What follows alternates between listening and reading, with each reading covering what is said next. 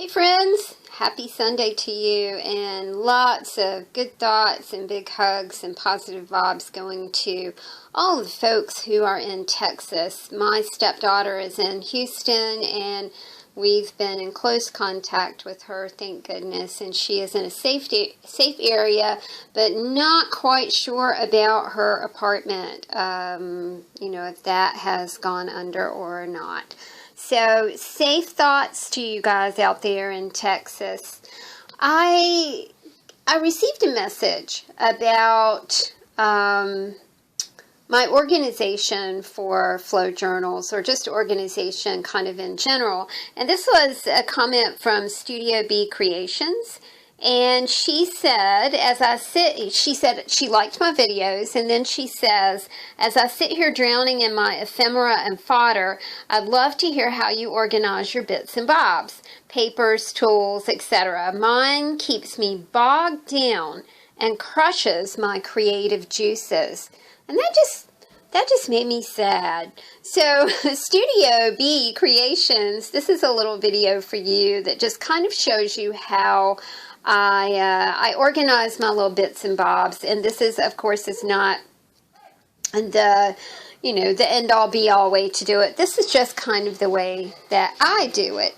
My paper cutting station is, I'm upstairs. I guess you guys can tell this. I'm upstairs. I'm not downstairs in the sunroom studio.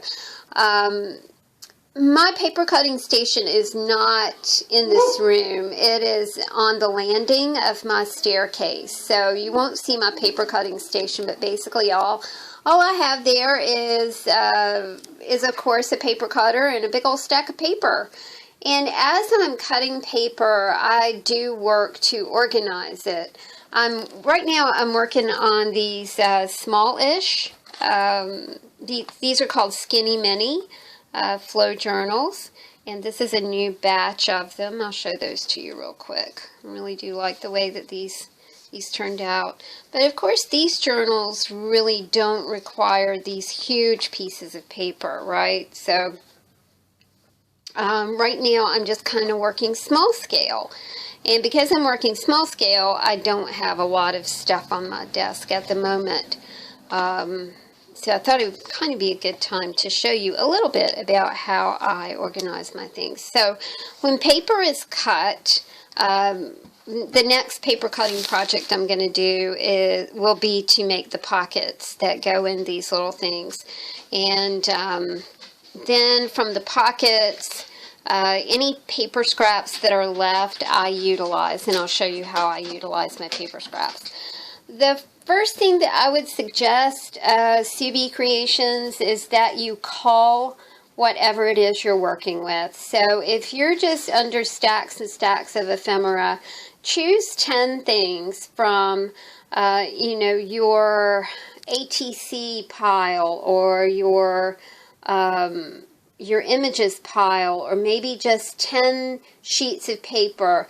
Cull it and get it smaller, and then that way you won't feel that drowning sensation. I know exactly what you mean, and I think that you described it perfectly. You won't feel that drowning sensation if you just start to cull things. I'm going to take you through this really just quickly. This is my little batch of tags, and these are handmade tags as well as pre-made tags. And I have my tags ready to go right here. And I also have some tags that need a little bit of work. I have these tags right here that need, they need some ribbon, or some fabric, or some fibers or something on the top of them. And then I just have things that I found this wonderful calendar from my friend that has incredible images on it, and so I think I'm going to turn this into some tags. The next little basket that I have over here are just some small-ish stick-in objects, and then I have ATCs that I've done because I really do like to put an original piece of art, or 2 or 3 or more, in the flow journals that I create. I also have a little batch of These are Rolodex cards that I like to work on ever so often. Now, I don't keep my stuff. I pass it along, and I think that's, that's a lot of fun, to pass along the things that you're making, and especially, the flow journal format is a great way to do that. And back here, I think I have more ATCs, and some of those are ATCs that people have made for me or have given me.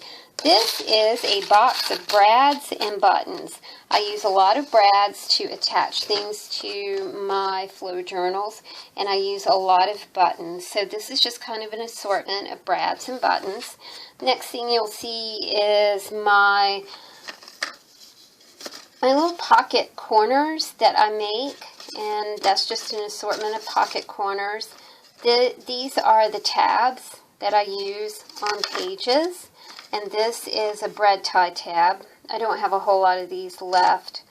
The next thing over here is an assortment of envelopes, little pockets, not really envelopes. So I have some pre-made things that my beautiful friends have given me. I have some vintage pockets that a few folks have given me. I made these little glassine bags, so I have an assortment of those. I have some tags over here, which really shouldn't be over here. The tags should be over here. So there we go. Just a little bit of, I put them in the wrong spot. These are just a collection of great pockets that my pal Judy gave me, and oh my goodness, I love them. I just think they're so cool. So got some pockets over there as well. I have some feathers, and these are handmade feathers as well as pre-made feathers. I've got some page flags, and I really do like using these just as an extra little enhancement for flow journals or junk journals or whatever it is I'm making. I love the thought clouds, and I will just kind of tear off, like a little stack of these and use them in my junk journals. This is a little, and I want to show you what I use here. This is a plastic container that sandwich meat comes in, and I have a lot of these. My guy really does like sandwich meat, and I will take the sandwich meat. The sandwich meat comes in these things, but it's wrapped in plastic. I'll take the plastic in the sandwich meat out of the container, so the containers remain, they're clean. This is not something I reused from the kitchen. These are all binders. Now, I have binder clips. I have clothespins. I have these awesome little binders from my pal Kathy. And I have, some mini clothespins like this. I have paper clips. And from paper clips, I make my hairy paper clips. Hairy paper clips are what they're in my journals. It's kind of what holds a lot of stuff together. And I've been using safety pins, just a little bit. I'm kind of trying to get used to use them because I do like the way that they look in junk journals.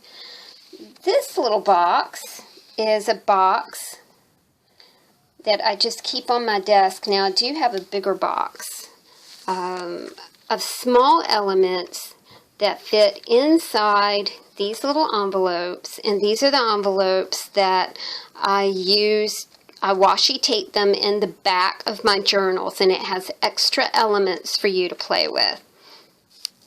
And you can see that it's just kind of a random mismatch. Mix match. It's a random pile of junk stuff to go in the little envelopes. That's what it is. Okay. But, that's another thing that you can just call from your stash and just make you a little pile. Sometimes those big piles are just intimidating. I have some glue here. And then I also have some pre-made books, and I'll show those to you right quick. These are the little skinny books that I make, These are the little side tie books that I make from the ends of the borders from scrapbook paper and stuff like that. These are little tiny books. These are sewn books, and these are micro sewn books right here.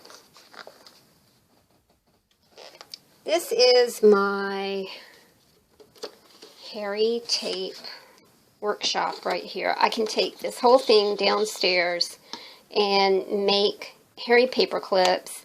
I can take this downstairs and get the fibers in my bookmarks and tags.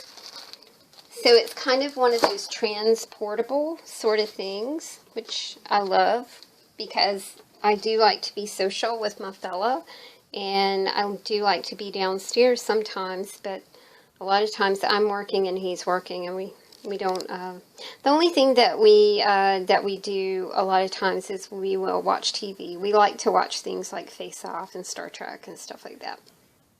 Or a good movie, you know, DC Comics, Thor, you know, that kind of thing.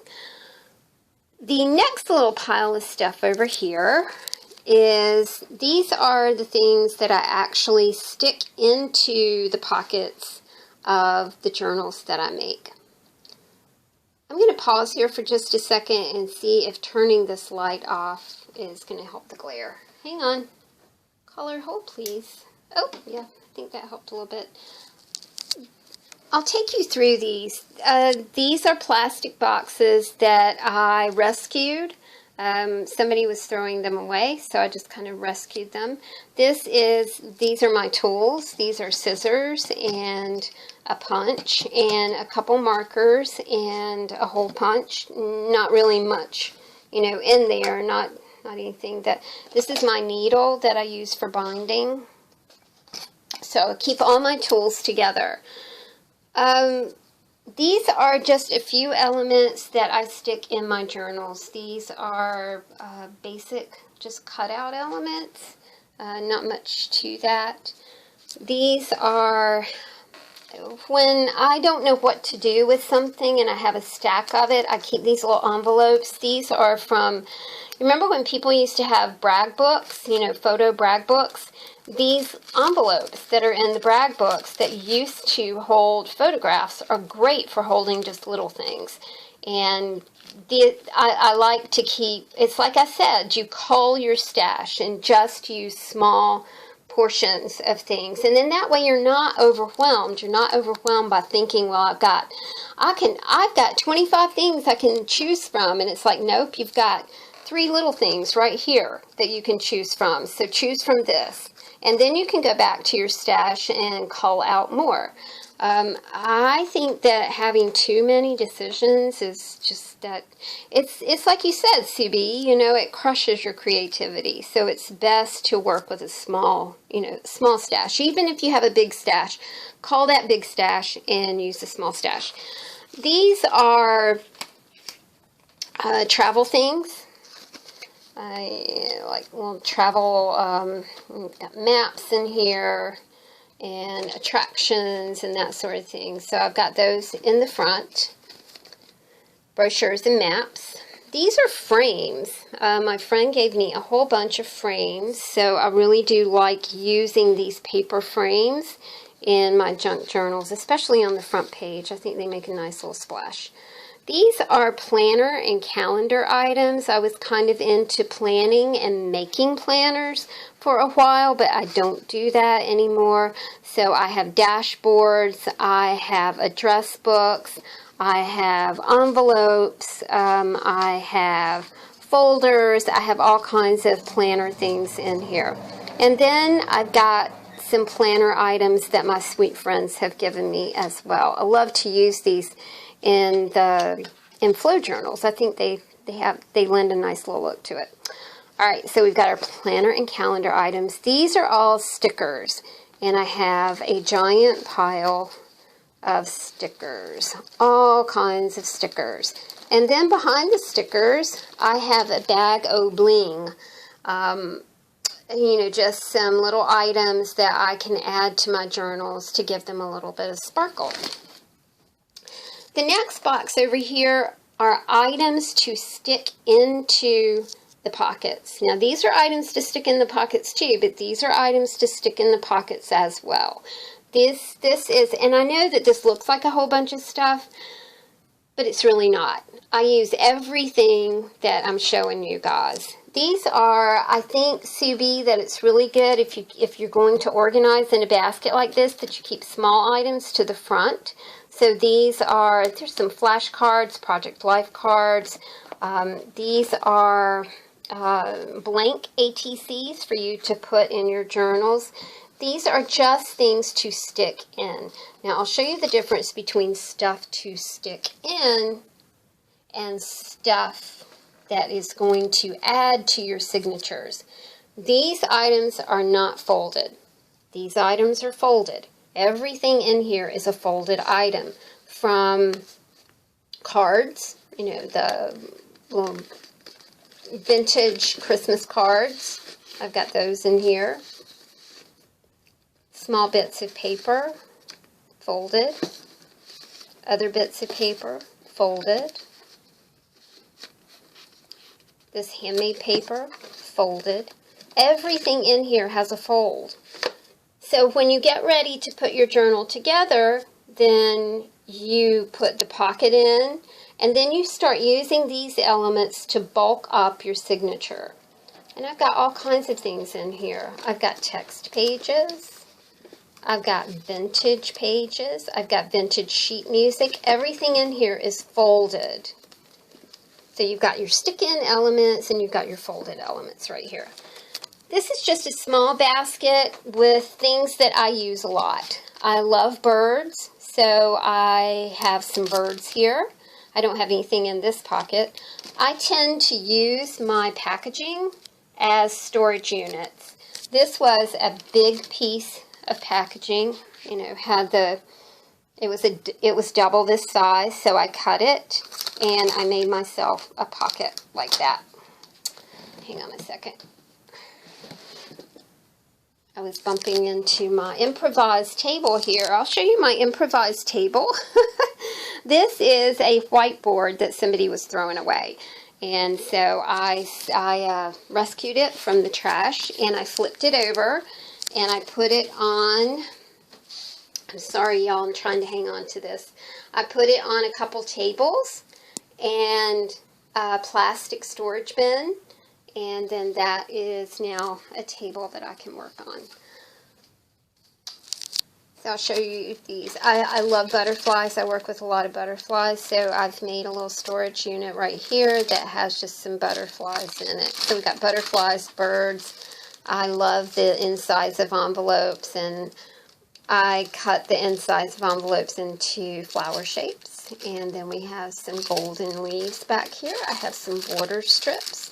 I have some gorgeous German paper that somebody gave me that has roses and babies and all kinds of things on it.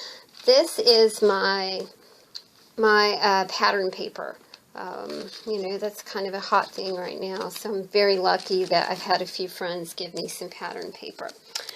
The next box that I'm going to show you is how I don't have a lot of stuff. When I was putting together my new Skinny Mini journals today, I kept running across items that would be great for the color schemes that I'm working with. Now, I didn't purposely choose color schemes, but when I realized that there was definitely a color scheme thing going on here, but that I didn't intend to do that, it just kind of happened, I started just kind of plucking items. And I plucked some beads, some beautiful beads. These are Czechoslovakian glass beads. And I culled these from my from my box of beads. This saves me time. It gives me less to think about, less choices to make. I was just kind of looking at stuff, and I'll put it in the basket. These are kind of like the colors that I'm working with, the colors of beads I'm working with. I want to do some things with tassels. All of these colors go with the journals that I'm working with. This is a lovely assortment of beads right here. So I just kind of keep that in a box. This box changes. This box is, you know, it's not the same box, batch after batch of flow journals. It always changes. The other thing that I do have over here is an image folder. Now my image folder is made from an old photo file folder. I am redoing this image folder, and I will show you how I'm creating a new, it's not just going to be an image folder, it's actually a glue book kit. And I've come up with a fun idea using a cereal box that I think you guys will really enjoy. I've got one more thing to show you here, and this is a stack of fabric. I like to use fabric in my flow journals. So this is a stack of fabric. When I'm making my flow journals, the fabric covers for them, I just kind of use every little scrap and just create a little stack of fabric. So that's it, guys. I mean, it's not super complicated. It's you know, it's just, it's like I said, it's not super complicated. I do have a lot more stuff, but I have culled my stash and just created a lot of smaller elements to go into my journal. CB, I hope this helped you, and I hope that you don't feel, you know, that you do a little bit of just culling your stuff and organize it. And like I said, this is just how I do stuff. You do stuff your way. You come up with you know, with a great way to get creative. And I know that creativity is down there somewhere. It always is. And I don't want you to feel bogged down, and I need you to feel like you're going to crush your creative juices. Don't do that. Don't do that, girl. Okay, guys, thanks for hanging out with me, and I will see ya soon. Take care. Bye.